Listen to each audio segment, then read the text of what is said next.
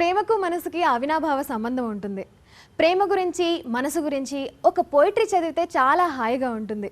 కానీ ఒక సినిమా తీయాలంటే చాలా కష్టం. ఆ కష్టాన్ని ఇష్టంగా మార్చుకొని ఒక సినిమాగా తీసే ప్రయత్నం చేశారు మన డైరెక్టర్ రామరాజు గారు. కంగ్రాచులేషన్స్ అండి. థ్యాంక్ యూ అండి.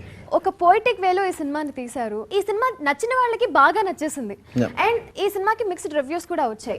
కానీ నచ్చిన వాళ్ళకి ఎంత బాగా నచ్చేసింది, ఎంత బాగా కనెక్ట్ అయ్యారో చెప్పడానికి ఇవాళ మనతో చాలా మంది యంగ్స్టర్స్ అండ్ ప్రముఖ సినీ డైరెక్టర్ కూడా ఉన్నారు మనతో పాటు. So hi, welcome to you all.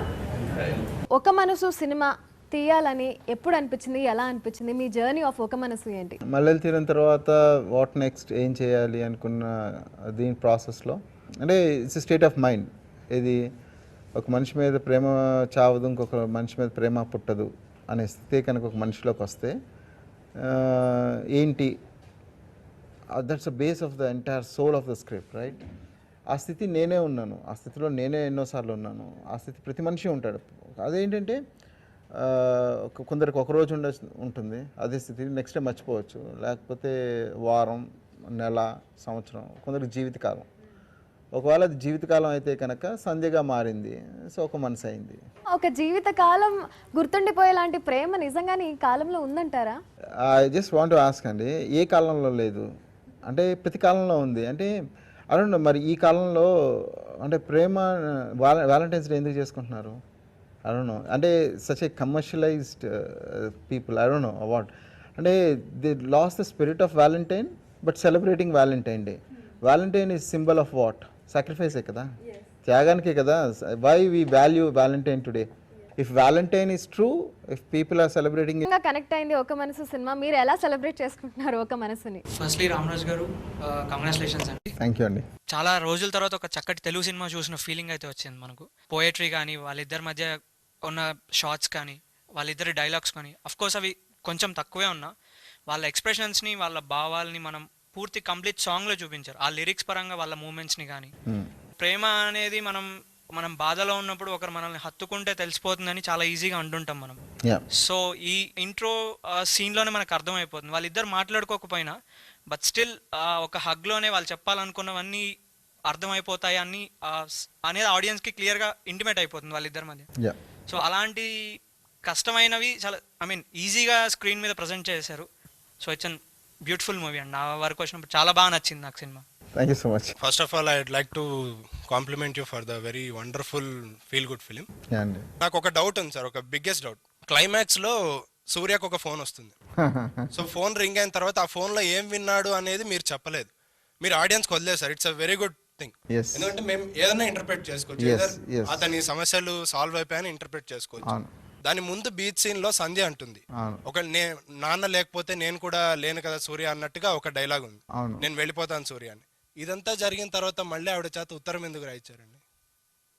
అంటే ఎందుకు అంటే షీ సెడ్ తప్పు చేశాను అనేది కనీసం she should agree. You know the entire justification is ఆ లెటర్లో మెయిన్ పాయింట్ ఏంటి అంటే, నేను తప్పు చేసి ఉండొచ్చు సూర్య, కానీ నాకు అంటే తను చేసిన తప్పు, that's what I mean. I'm not justifying వెళ్ళిపోవడం అనేది జస్టిఫికేషన్ కాదు, కానీ ఆ పాత్రకి అంతకన్నా లేదు. So she agreeing her mistake. సినిమాలో ఒక డైలాగ్ ఉంది ఫస్ట్ హాఫ్ లో, అద్దం మీద ఇలా వేలుతో రాస్తూ నేనంటూ లేకుండా చేయి సూర్య, దాన్ని సెకండ్ హాఫ్ లో మీరు కన్వే చేశారు.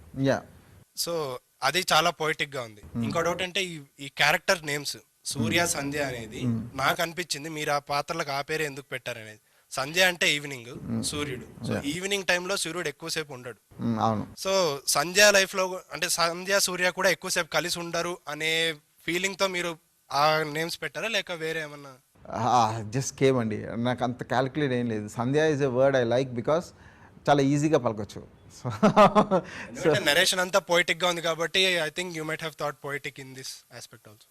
అంటే సంధ్య ఈజ్ తెలుగు వర్డ్, పిలవటానికి ఇంకొక పేరు కన్నా ఈ పేరు అయితే బాగుంటుంది అనిపించింది. Absolutely this no meaning in that. తర్వాత ఎంత రీడ్ చేసినా ఏం చేసినా నేనైతే అది క్యారీడ్ జస్ట్ లైక్ దట్. నా మెయిన్ డౌట్ అంతా నిహారిక మీదే ఉండేది, ఎందుకంటే అంతకుముందు తన యాంకర్గా చేశారు, తర్వాత ఒక టీవీ సిరీస్లో చేశారు, అంటే కొద్దిగా అల్లరి పిల్లలాగా కనిపించారు అనమాట. సో ట్రైలర్ చూసినప్పుడు ఇంత ప్యూర్ లవ్ స్టోరీలో ఎలా ఇమడగలరు అని చెప్పి డౌట్ వచ్చింది. బట్ మూవీలో ఎక్కడ నాకు నిహారిక కనపడలేదు, సంధ్య మాత్రమే కనపడింది. I think this great should be given to you. I mean, I give the credit to both my actors. కారణం ఏంటి అంటే the way they connected to the characters of the script. నాతో నా ట్రావెల్ ఎంటైర్ ఫిల్మ్, ఆ కథ చెప్పినప్పటి నుంచి ఈ రోజు వరకు my travel, I don't know who is Niharika truly, I know only Sandhya. So because throughout travel she behaved me as Sandhya, and Shaurya kuda ante. He behaved to me as Surya, and the love they had for the script and the commitment they have for the characters they believed in. అది believe చేయకపోతే ఈ chemistry రాదు, ఇంత అందంగా act చేయలేరు కూడా. They believed it, they never question, they never it. So instead of me, it's not, the credit is the actors who honestly there's nothing modesty in that. Okay, maybe I facilitated a platter for them which and దాన్ని real glamorise చేస్తుంది మటుకు వాళ్ళిద్దరు. Hi అండి, నా పేరు Raj, I'm also director. Yeah, I know. First of all congratulations for the wonderful treat you have given. Thank you so much. అంటే as a guy who represents film industry, Telugu film ఇండస్ట్రీని represent చేస్తూ మాట్లాడాలి అంటే ఇది ఒక wonderful breath of fresh air. చాలా వింటూ ఉంటాము, ఒక చిన్న కొత్తదనం ఒక 5 minutes చూపిస్తేనే అది చాలా గొప్పగా మనకి కనిపించి ఇండస్ట్రీని మార్చేస్తుంది అన్న ఫీలింగ్ వస్తుంది. బట్ ఈ సినిమా కనుక ఇండస్ట్రీని మార్చకపోతే there is a huge problem rooted within the industry itself, that I can tell you. This he's got that potential. ఒక మనసు అనే సినిమాకి ఆ పొటెన్షియల్ ఉందని నేను నమ్మి ఇక్కడికి వచ్చాను. Thank you. So talk about your passion.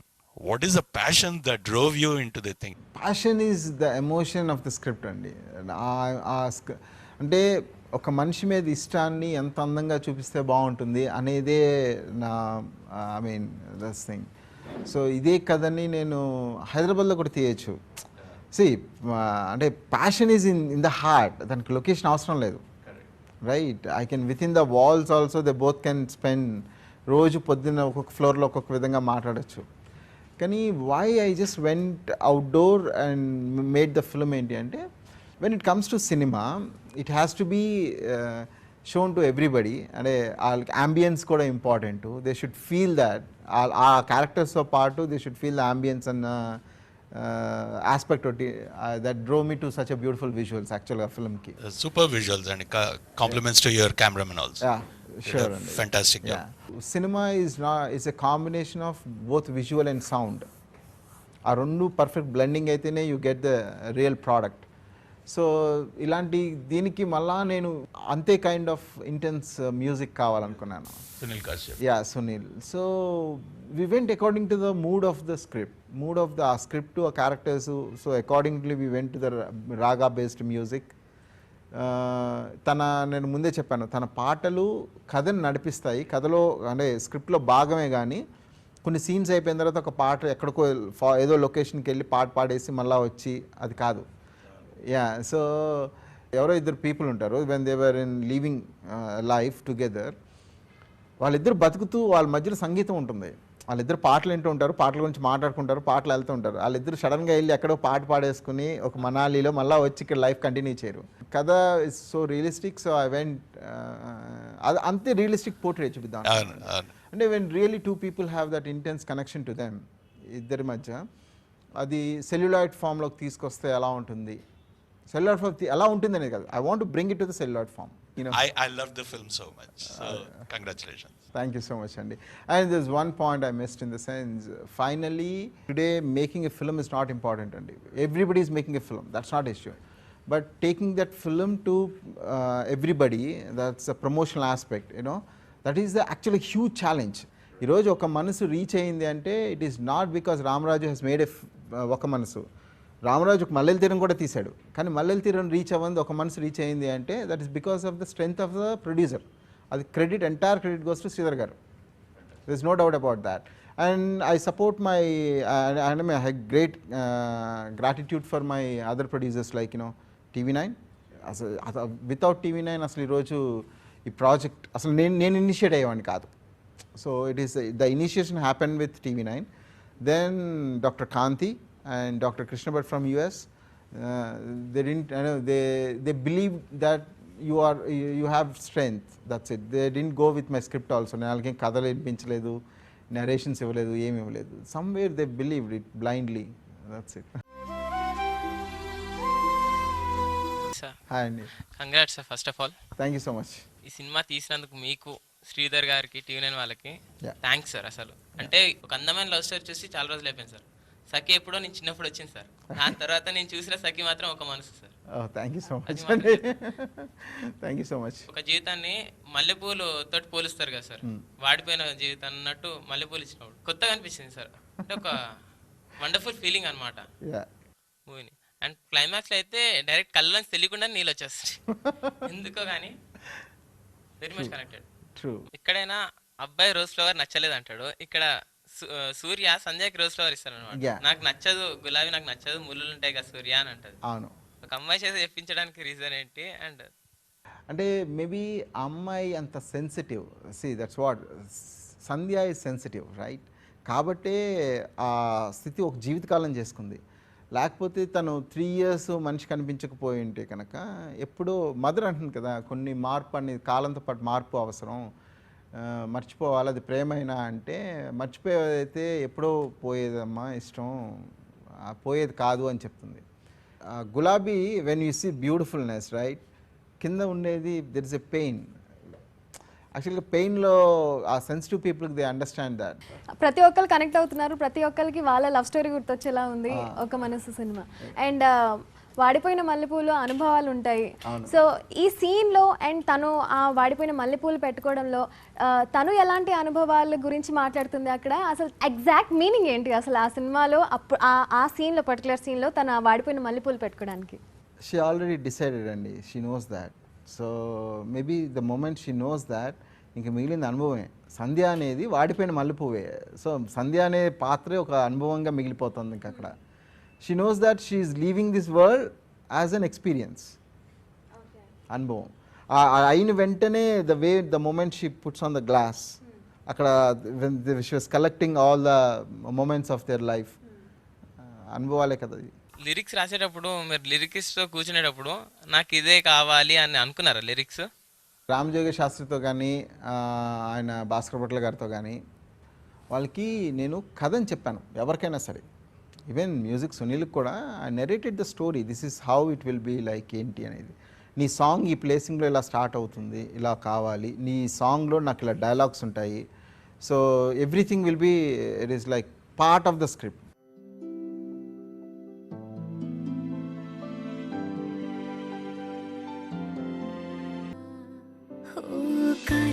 చూపు సోకి వేరు కరూపులోకి నాలోని ప్రేమ రంగు మారిపోదుగా, నువ్వెంటూ తెలిసినాక ఇందాక వచ్చినాక నీ జంట జాడ తప్పదా. మనసు ప్రొడ్యూసర్ శ్రీధర్ గారు కూడా మనతో జాయిన్ అయ్యారు. హలో మద్రా శ్రీధర్ గారు, first of all congratulations. Thank you.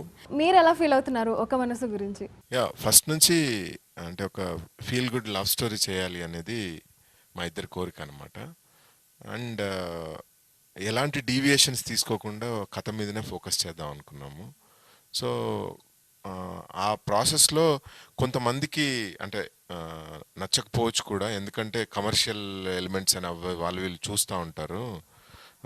But మనం మాత్రం కథకే స్టిక్ అవుదామని ఇట్స్ ఎ కాన్షియస్ డెసిషన్ అనమాట. సో ఆ డెసిషన్ నచ్చిన వాళ్ళే కదా ఇప్పుడు ఈ ఫ్రెండ్స్ అంతా.